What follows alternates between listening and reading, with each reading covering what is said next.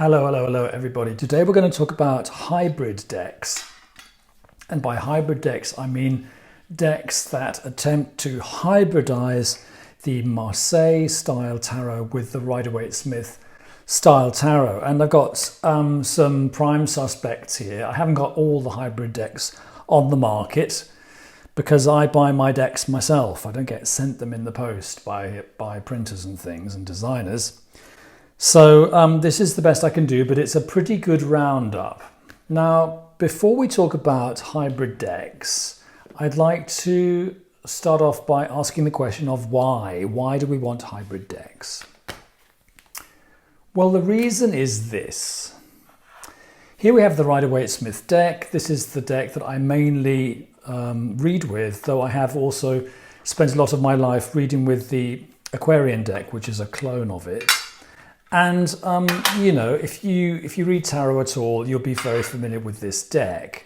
Now, I won't go into it in great detail because we've all talked about this a lot, but I like Pamela Colman Smith's brilliant solution of giving us pictures for the minor arcana. I find it has very much helped me to become a tarot reader. It's helped me to read quickly and intuitively, and here they all are. I also, having read up on the subject, I believe that Pamela Colman Smith, she was given more of a free hand for her minors than she was for her majors. It seems that A.E. Waite was very into the majors, and that's where the focus of his theoretical ideas was. And so he was kind of breathing down her neck for the majors. And then when she designed the minors, it looks like he gave her a great box of materials. I think there is a word for it. The Golden Dawn's kind of like theoretical framework, and told her to have a look at the Sola Busca and then carry on and finish off the job, you know, do those other 50 cards and give us a nice minor arcana. And he was less involved with minor arcana. And you can tell he was, because some of his comments about Pamela's designs imply that he hasn't even looked at them very hard.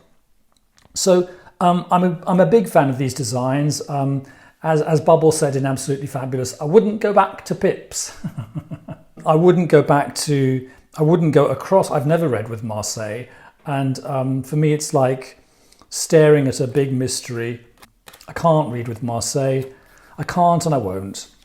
So I've been reading with these images, broadly speaking, for 40, 45 years. You always accepted them. And then recently, you know, in the last 2-3 years, doing more research, and I've realised that actually there are some images in Pam's deck which have always struck me as slightly, you know, less than fabulous. I mean, some of them are a bit rushed. The whole deck is a bit rushed. I think the Temperance Angel's fine, but a bit rushed. You know, the Devil looks a bit crap. The Lovers annoys me. It's the one card in the deck that annoys me because I prefer the Marseille version of the Lovers, which is really very different. Death is fine. But actually, I think the old Marseille Death is more exciting and more witty. And, you know, Pamela's Tower is a bit of a car crash, isn't it? There's another minor point about Pamela's, well, not really majors, but Pamela's aces. They're not her finest hour. And when you look at Marseille-style decks, the aces are really, really lovely. And I think that I am a bit envious that Marseille readers get better aces. I think Pamela's court cards are really, really good. And I think she turns the court cards into sort of major arcana cards. She makes them highly symbolic and very easy to read and very hard-working. So I'm not envious of Marseille-style court cards, but I am envious of the aces. So let me show you what I mean. I've got one Marseille-style deck here, which is the Wirth Tarot, which is not full-on Marseille, because actually it's a majors-only tarot, and then someone in 1960 added the other cards, so it's a bit crap. But if you look at what Wirth has, you see we're in the Marseille world, aren't we? We've got a nice lover's card with the man choosing between two women, or sometimes it's between a girlfriend and a mother, sometimes it's between good girl and bad girl. But I prefer that as a symbol. And we've got this exciting death card that you get in Marseille, you know, romping through the fields with a scythe. And you've got a temperance card that's a bit more together, fine, and a devil that's just a bit more racy. And you've got a lovely tower. Also, you see, you know, these aces are really quite something. Whereas I think Pamela's aces are a bit of an afterthought. So I'll also show you another little major arcana I've got from Estrella, one of my favourite tarot designers. And you just see, you know, we're in the Marseille world, aren't we? We've got a nice lover's card, l'amoureuse, the lover, in fact. She's got a lesbian situation, fine. And then you've got a fun death card, a bit more of a together temperance card, and a fun devil card there. So yeah, she doesn't have any aces because it's majors only. But you know, so after 45 years, one begins to feel the itch, and one begins to think, oh, I wish Pamela's major arcana and aces were a bit better. The fact of the matter is that there are a lot of decks that follow on from the Rider-Waite-Smith, as you know. For example, here's one, Giulia Massaglia over in Italy, a very talented designer. And she's one of a range of designers that have offered us sort of improved versions of the RWS, done with a little bit more care, probably a little bit more time. She probably got paid better than Pamela did, but she's basically taking all Pamela's genius ideas and just redrawing them, you know. And here's her lovely golden Art Nouveau tarot. So you get the redrawn devil, redrawn temperance, the redrawn tower, and you see she's got Pamela's basic ideas about the aces, but she's made them more magnificent. And death, you know, it's Pamela's death redrawn, and Pamela's lovers they're still in the Garden of Eden there, Adam and Eve in the Garden of Eden. So it's almost like this, for me, this whole quest for a hybrid tarot comes from a very small thing, which is that I would like to have a tarot deck with illustrated pip cards and a proper lover's card in the Marseille tradition. And, you know, I've been bending over backwards to find this deck, and I really think it probably doesn't exist, but I'll tell you more. It's a little thing, isn't it? It's a little annoyance. I don't want the lovers to be Adam and Eve. It doesn't work for me. I like the interpretation of the lovers based on the Marseille, that it's a decision. You know, what can you do with Adam and Eve in the garden? So that's my preamble. I have 4 up and running hybrid decks to show you. And as I say, I'm not convinced any of them really give me the solution to my problem, to my dissatisfaction. Let's start with maybe the most stylish of them. And this is the redrawn Keishobu. And this is not the box. It just comes in one of those blank white boxes, which is extremely disappointing. And it comes with a rather nasty back, which is also disappointing, but it's from one of those print to order card companies. So this was from the early 70s. It's the first tarot deck ever to be designed and printed in Japan. And so it's an absolutely fascinating artifact. I very stupidly ordered the option. The designer has done, I think, 2 or 3 versions of this, one in which it's just a carefully restored version of the original, and one where she's distressed it and made it look old, and one where she's made it multiracial for the modern world. And now I think this is a bit like having a multiracial curry menu with Europeans and Chinese people romping across it and smiling and eating their curry. Because, you know, for me, tarot comes from Italy. But, you know, also tarot's a utilitarian thing. It's just a pack of cards. So if we want the multiracial version, we should have it. In the original, which is really funny, it was designed by Japanese people and everyone's blonde. It's like they thought everyone in Europe is blonde, so everyone in the tarot has to be blonde. So these are the sort of images you get. And as you see, a couple of them have been improved in terms of skin colour. Now, the big gimmick of the Keishobu is, first ever Japanese tarot, they dived in and they made a hybrid. So they have given us the minor arcana in the style of major arcana Marseille trumps. So here, look, we have the 6 of battens. And you can see guy on a horse with battens around. There are 6 battens in there. It's all crammed in, but it looks a bit like, you know, Justice or the Chariot or the Hanged Man. So all the minors are done to look more like Marseille majors than Pamela ever thought to do. And when I first found out about this deck, I thought, oh, fabulous, that's my one, because, you know, I'm going to get decent Marseille-style trumps, aren't I? Let's see. Look, there's a funny 10 of swords. I'm going to get a decent strength card. I'm going to get a decent Empress, old style. Look, a decent death card there.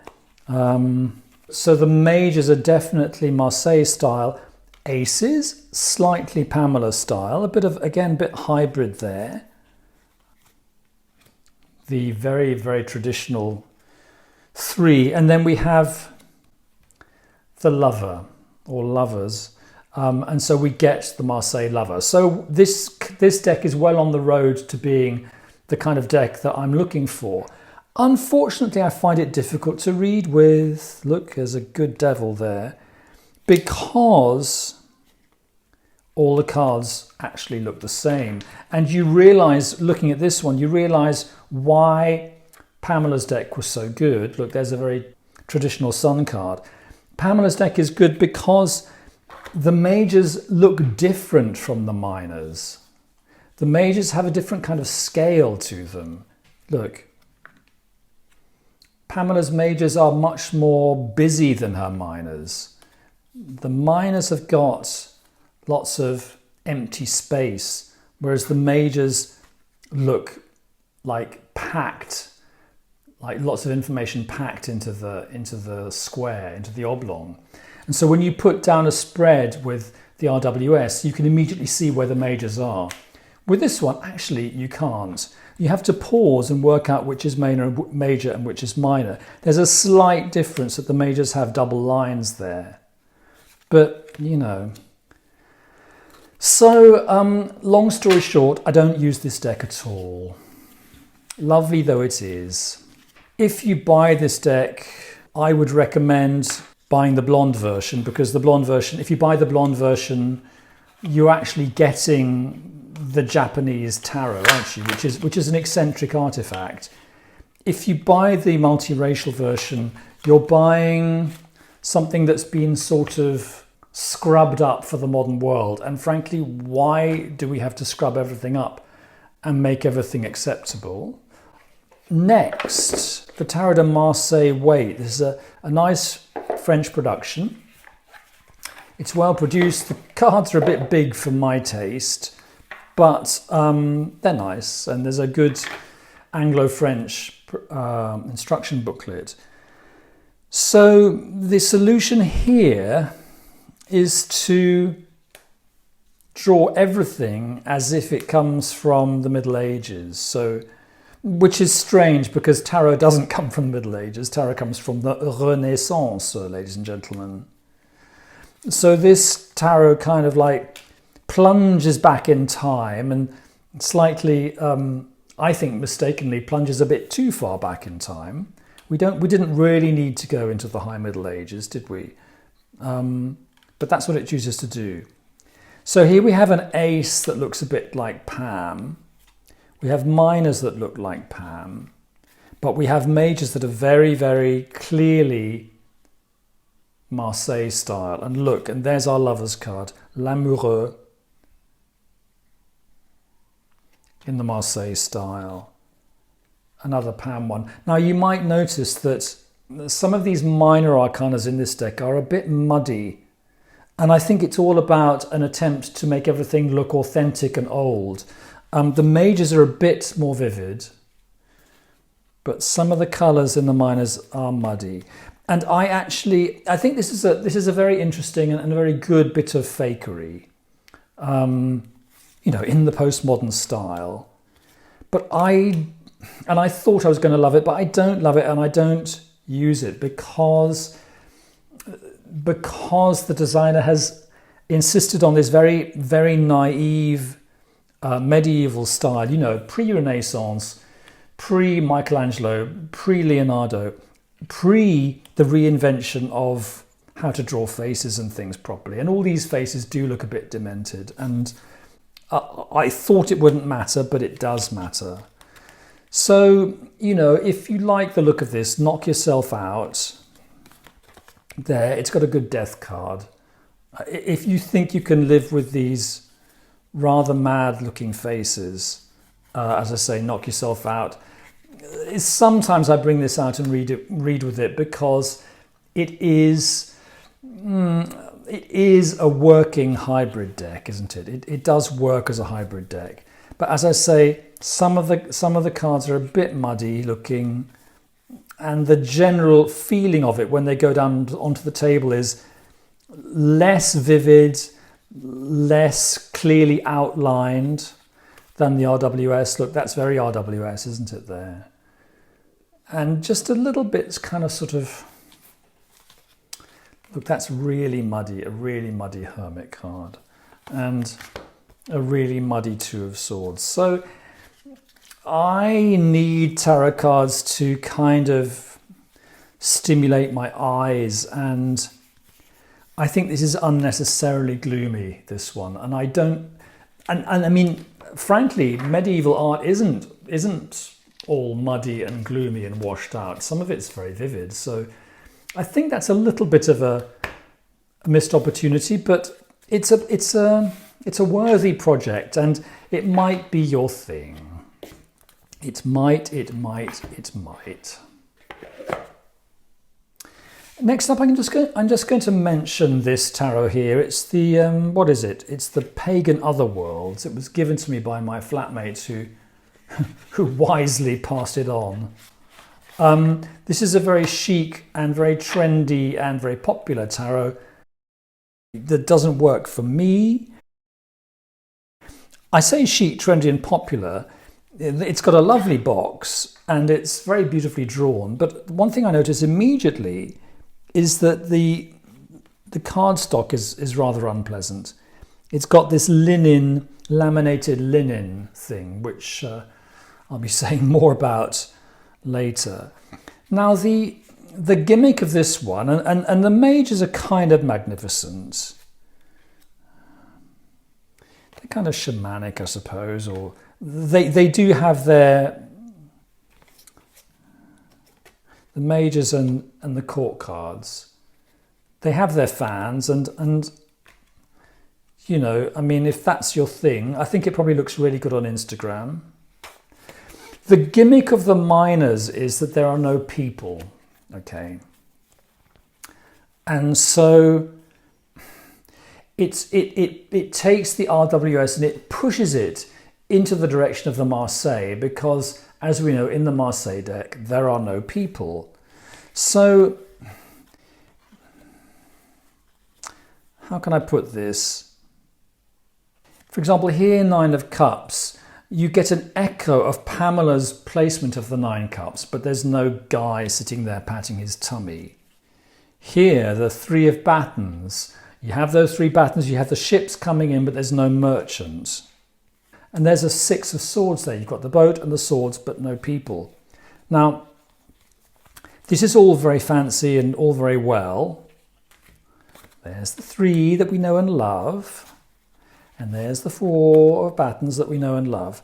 But the problem is the designer sort of gets bored halfway through the project and gives up on this idea of giving us these images that clearly show the RWS in the background, but remove the people, which I think is a great project. But for some unfathomable reason, as I say, the artist gets bored. Let me show you what I mean. 3 of Cups, we've got the pumpkin. 7 of Battens, I think it's drifting away. Okay, 8 of Battens, fine. The 3 of Coins. Well, there's some feeling of construction there, but the artist has lost interest in echoing Pamela's placement by this time. 7 of Coins, I'm beginning to wonder what the connection is. We've got a harvest just about visible. 4 of Cups, I'm not really seeing it. 4 of Coins, I absolutely don't see it. The 9 of Swords, I don't really see it. The 6 of Coins, I don't see it at all. It's really when he or she gets into coins that I really can't see it. And the 8 of Coins, I can't see it. So, I mean, if there are 2 or 3 cards in a tarot pack that don't work for me, I won't touch it, because I've got 20 or 30 decks and I need to read quickly and intuitively and accurately. So I wouldn't dream of using this deck, because it's got more than 3 that I don't think work on a design level. So, ladies and gentlemen, we are now approaching the climax of this video, if I can use that word on YouTube.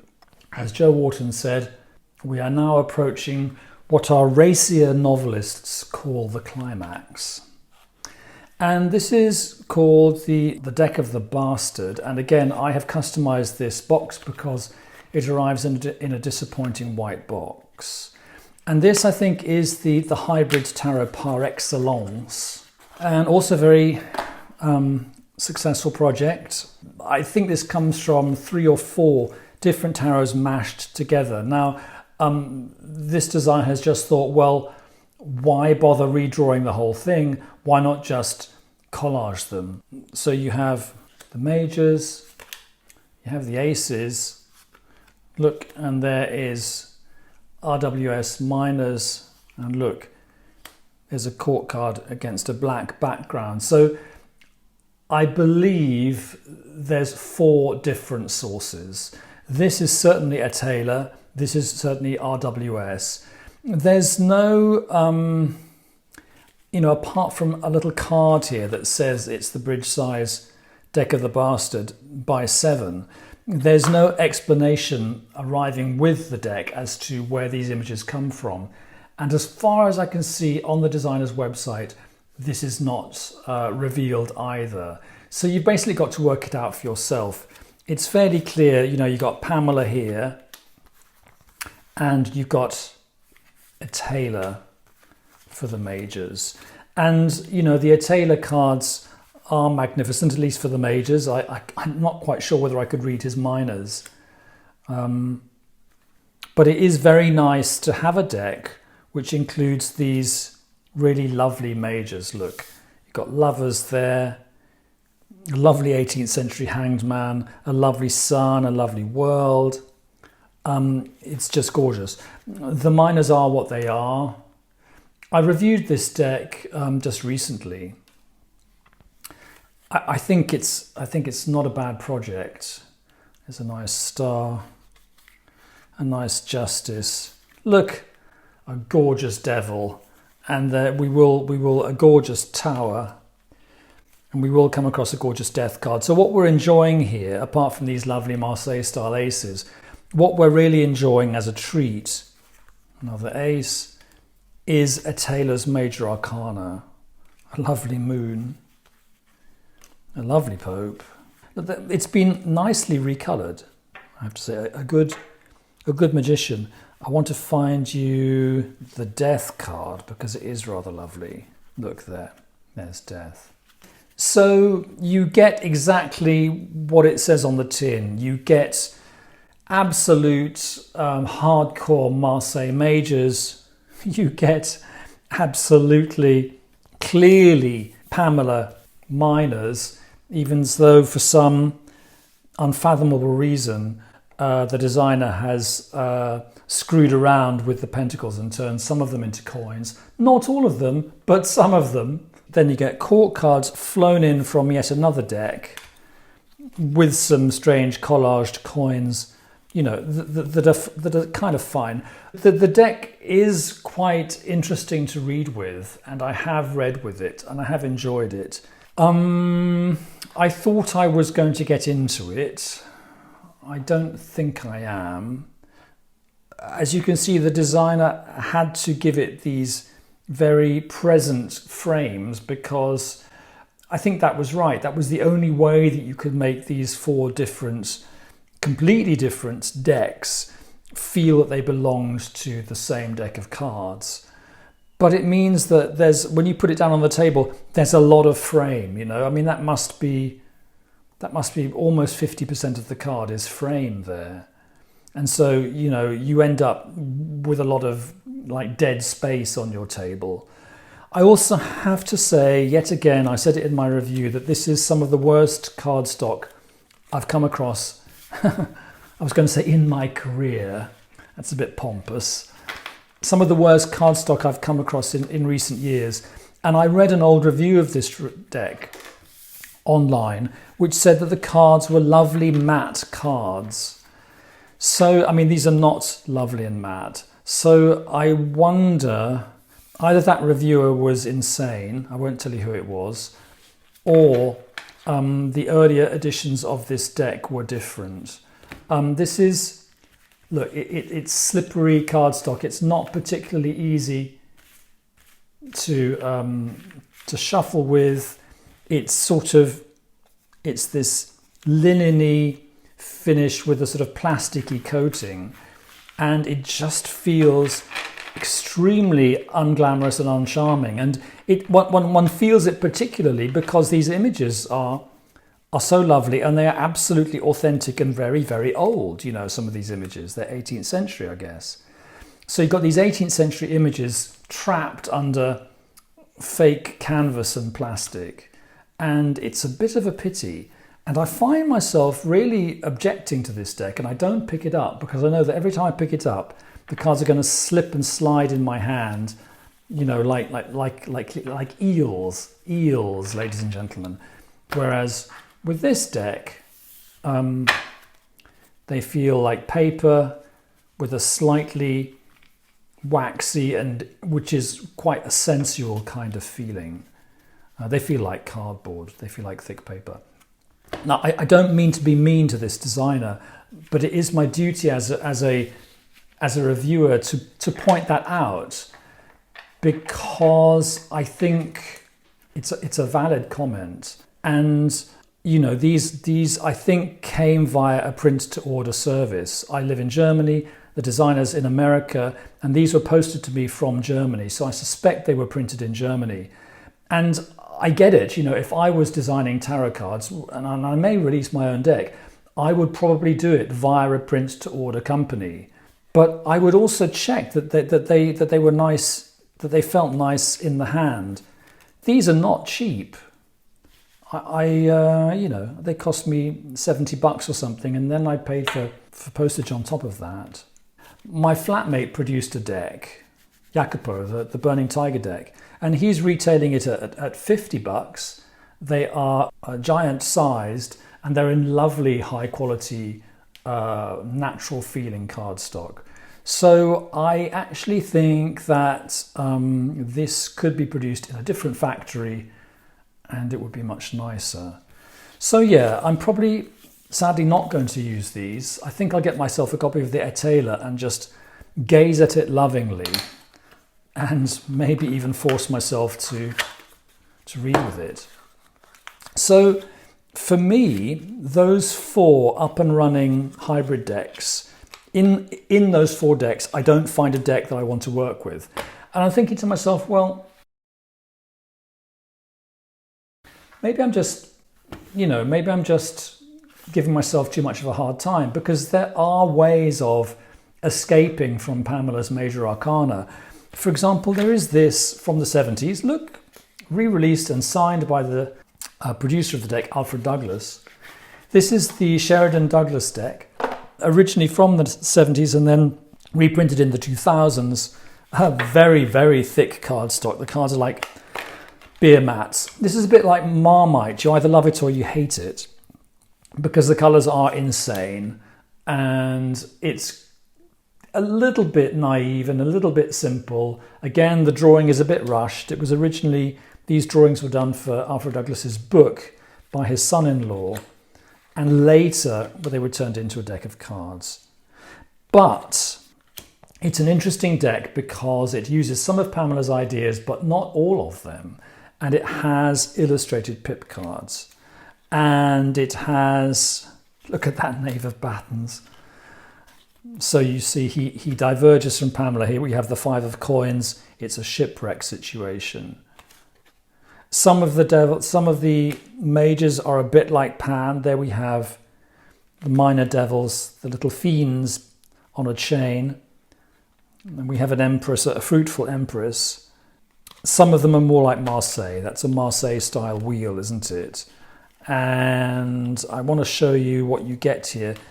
Interesting, semi-Marseille style, some of the minor arcana. And the aces are very, very big and bold. I just want to show you the lovers here. There's pretty Marseille style emperor. Look at those fiendish aces. Marseille style sun. Pamela style 10 there. A Marseille style death.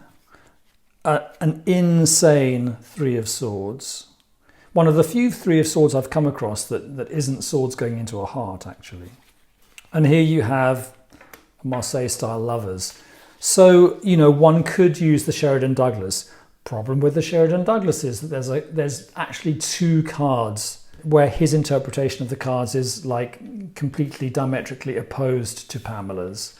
But that's Alfred Douglas for you. He was a 70s tarot expert and he went his own way. So yeah, you could escape from the RWS by using that and you would get illustrated pip cards. But then, you know, one takes a deep breath and one thinks, well, there are always options, you know, and it depends how much time you want to spend looking for alternatives. For example, I was lucky enough to stumble upon this when it was still available. And I think partly because of my review, it quickly became unavailable. This is the fantastic Oculi Occultati by Radomil Bogusławski, a young Polish designer. By the way, all the decks in this video you can see full flip-throughs and reviews of if you go to my deck review playlist. But this deck, which is very, very special and very beautiful, it's faithful to Pamela's minor arcana.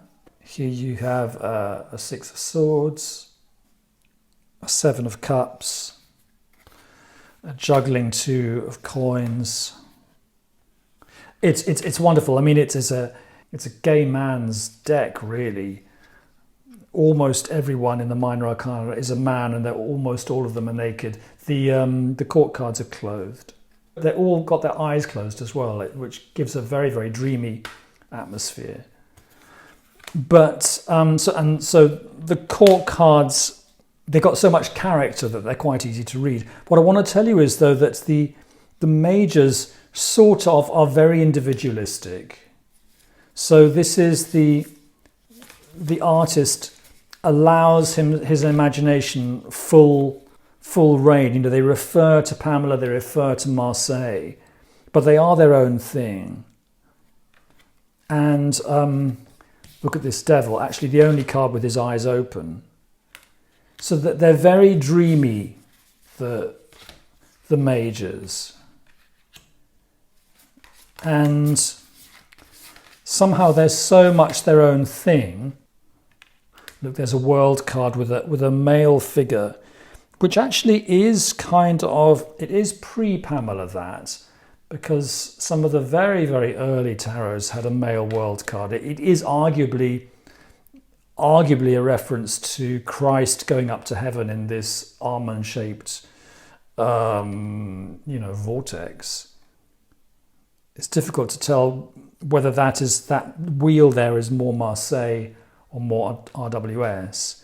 But what I want to say is that a deck like this, which is very individual and very much one artist's vision, I can use this because the artist understands, in a sense, the utility of Pamela's scenes on the minor arcana. So there we have a Four of Swords.